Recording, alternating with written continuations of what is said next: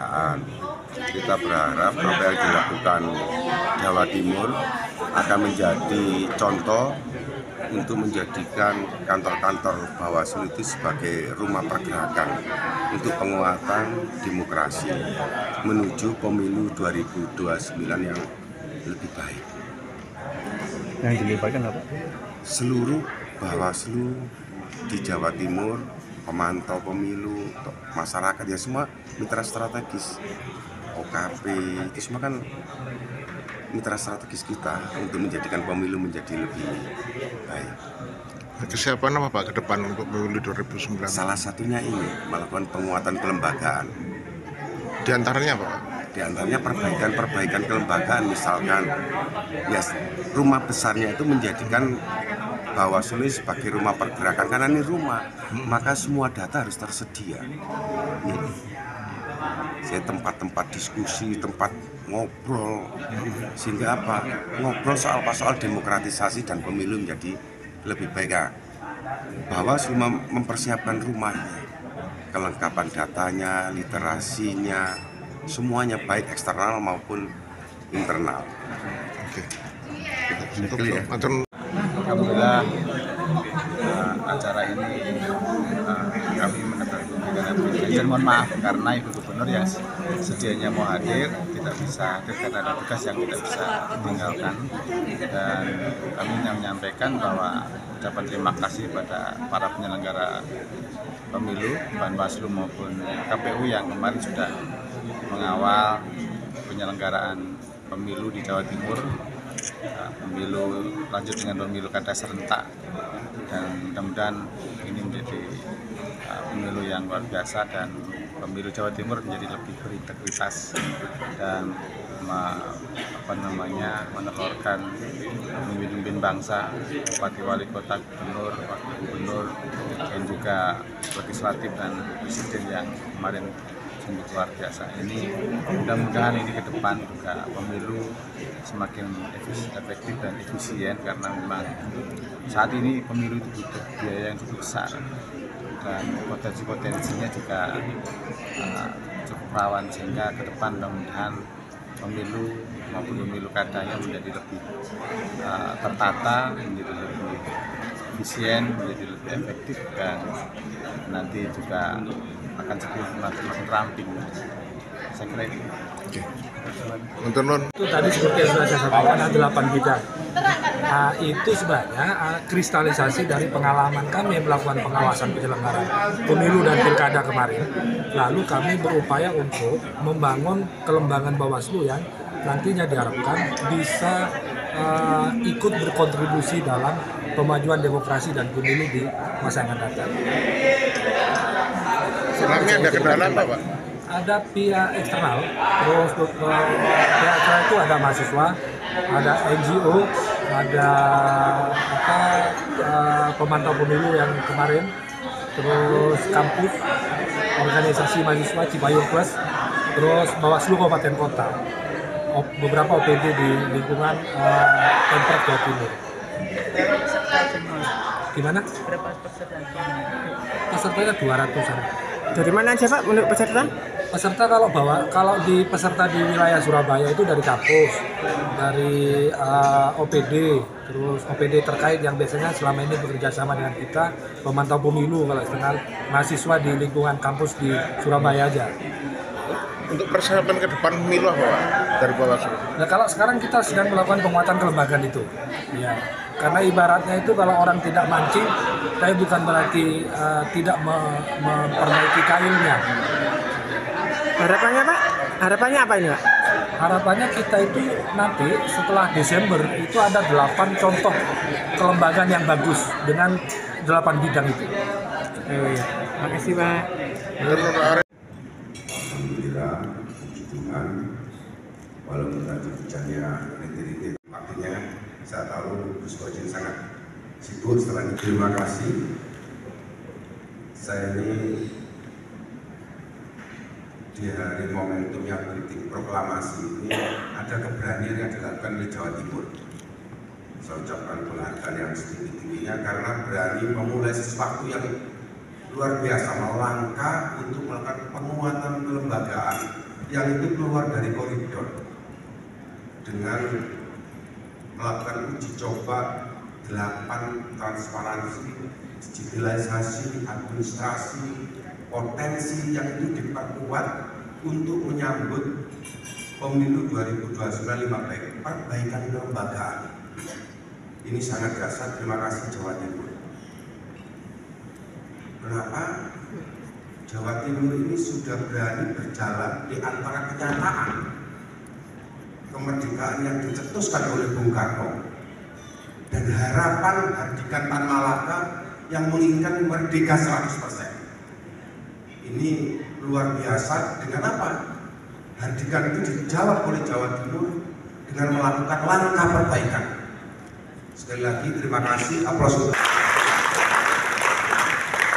Saya berharap, kami berharap apa yang mau dilakukan di Jawa Timur nanti bisa menjadi role model, menjadikan semua kantor-kantor Bawaslu menjadi rumah pergerakan. Karena ini rumah pergerakan, ya tuan rumahnya harus mempersiapkan semuanya. Semua datanya harus lengkap, literasinya. Tahun 2029 menjawab putusan Mahkamah Konstitusi. Dari tim ada 600 permohonan pemilu dan pemilihan kepala daerah kemarin itu Mahkamah supaya kalau ada permohonan lebih minimal lagi, tidak 10%, jauh di bawah 10%, sehingga apa, perbaikan pemilu itu nampak. Dan kita juga menjawab tantangan Gus Kosim tadi. Dalam diskusi kita, Gus Kosim ngomong bahwa masih nampak penyelenggara pemilu itu yang menjadi tim sukses. Kita jawab, terima kasih Gus koreksinya. Dan kita akan menjadi tim sukses, tidak hanya peserta pemilu satu, tapi semua peserta pemilu dan kita sukseskan. Ini akan kami insya Allah berjalan dengan berharap Indonesia ini adalah negara hukum. Demokrasi itu dibingkai oleh hukum. Demokrasi juga tidak bisa liar, tapi harus ada bingkai hukum. Karena itu di Undang-Undang Dasar. Karena itu kita berharap putusan Mahkamah Konstitusi 135, putusan Mahkamah Konstitusi 136, putusan Mahkamah Konstitusi 104 yang itu melakukan perbaikan kelembagaan akan menjadikan Bawaslu menjadi lebih baik dan demokrasi di Indonesia tidak setback ke belakang. Kita harus ingat bahwa penyelenggara pemilu ini ada karena reformasi. Fakta historik dan fakta emosional menyatakan untuk perbaikan demokrasi maka dibentuklah lembaga penyelenggara pemilu yang independen sehingga lahir Bawaslu, DKPP, dan KPU.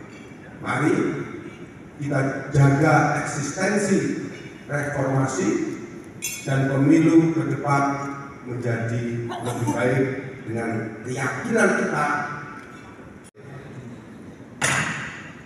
Penguatan kelembagaan meneguhkan eksistensi, membangun sinergi menuju pemilu berkeadilan dan berkeadaban. Bismillahirrahmanirrahim, kita laksanakan.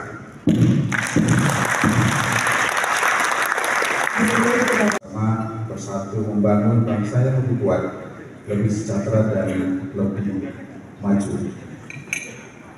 Bapak Ibu yang saya hormati, yang pertama yang sampaikan kami pemerintah Provinsi Jawa Timur mengucapkan terima kasih kepada Bawaslu dan juga KPU yang kemarin telah berturut-turut menjadi garda terdepan dalam penyelenggaraan pemilu presiden, pemilu legislatif, lanjut ke estafet ke pemilu kada serentak yang membutuhkan energi yang sungguh luar biasa, dan sempat Jawa Timur mendapatkan warna merah dianggap sebagai sangat rawan waktu itu, sehingga dengan kerja keras dari penyelenggara pemilu, KPU, Bawaslu dan juga Forkopimda, Polda dan semuanya, alhamdulillah pemilu Jawa Timur di Jawa Timur berjalan dengan aman, nyaman dan kondusif.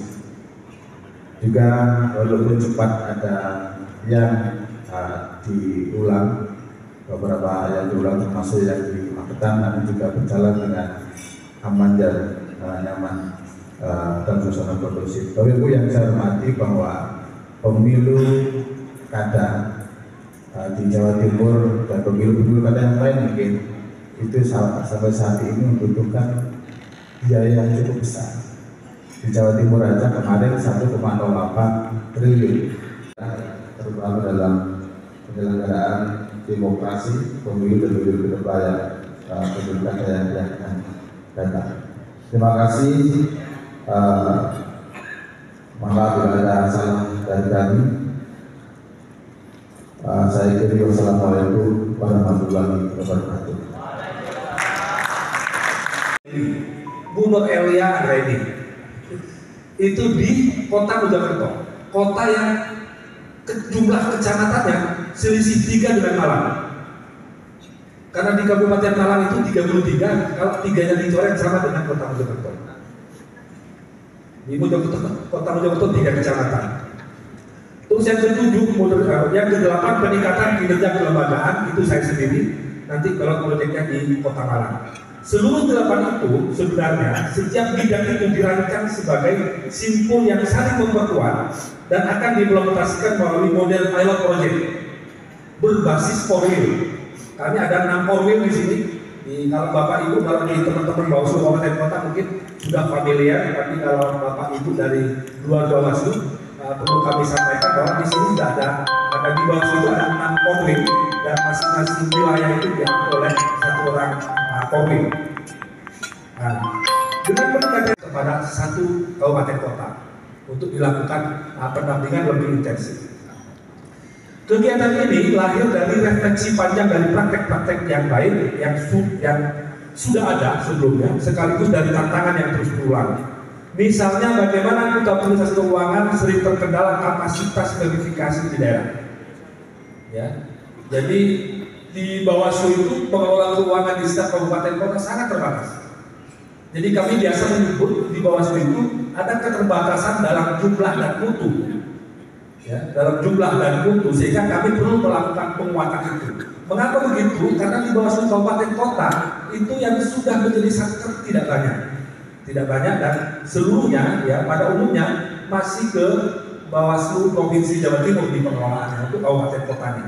Pengelola keuangannya masih numpuk di situ dan itu akan terus kami dorong agar supaya akuntabilitas keuangan ini patut kita banggakan. Terus selain soal itu, bagaimana prinsip kolektif kolegial masih sering terhambat oleh ego sektoral. Bahkan ditemukan di beberapa tempat masih ego antar kondif. Ya mungkin karena latar belakang yang berbeda, lalu menjadi satu di satu lembaga mungkin masih ada ego sektoral. Atau bagaimana publik belum sepenuhnya melihat Bawaslu sebagai aktor penting dalam menjaga demokrasi, lebih lincah, lebih responsif dan lebih kolaboratif. Mari kita niatkan bersama bahwa kerja-kerja penguatan kelembagaan ini merupakan upaya yang sungguh-sungguh untuk meneguhkan eksistensi, membangun sinergi demi pemilu yang semakin berkeadilan dan semakin berkeadaban. Bapak Ibu yang kami hormati, mitra strategis Bawaslu untuk ikut serta melakukan kontrol terhadap apa yang kami lakukan, agar supaya penguatan kelembagaan yang kami rancang ini betul-betul bisa mewujud di lingkungan Bawaslu. Kami menyadari bahwa inisiatif ini hanya bisa berhasil jika didukung penuh oleh semangat kolektivitas dan komitmen untuk terus belajar. Karena itu kami sangat bangga dan menghargai kehadiran anggota Bawaslu RI, Bapak Toto Haryono, yang akan memberikan arahan nantinya sekaligus meresmikan program ini secara formal. Jawa Timur dimulai. Kita hitung bersama-sama. 1, 2, Tepuk tangan sekali lagi kembali. Penguatan kelembagaan Bawaslu Provinsi dan Bawaslu Kabupaten Kota seprovinsi Jawa Timur dengan kita ulangi 1, 2, 3. 2, 3. Kita ulangi 1, 2, 3. Terima kasih. Untuk dietokan, saya kira tidak itu ya. Semangatnya adalah semangat menguatkan agar fungsi kelembagaannya berjalan secara maksimal dan efektif. Ya, yang dimaksud fungsinya adalah tugas dan tanggung jawabnya dalam menjalankan kepala daerah. Nah, oleh karena itu memahami eksistensi Bawaslu sebagai satu anak saja pemilu tetapi strategis. Sejauh tentu saja fungsi-fungsinya dijalankan dengan baik, dengan menjalankan tugas dan tanggung jawabnya dalam fungsi pengawasan, ya, baik di wilayah, di Pilpres dan pileg, di mana Bawaslu termasuk juga KPU dan kemudian diwujudkan, dan tentu saja ini yang penting menurut hemat saya untuk dilakukan evaluasi.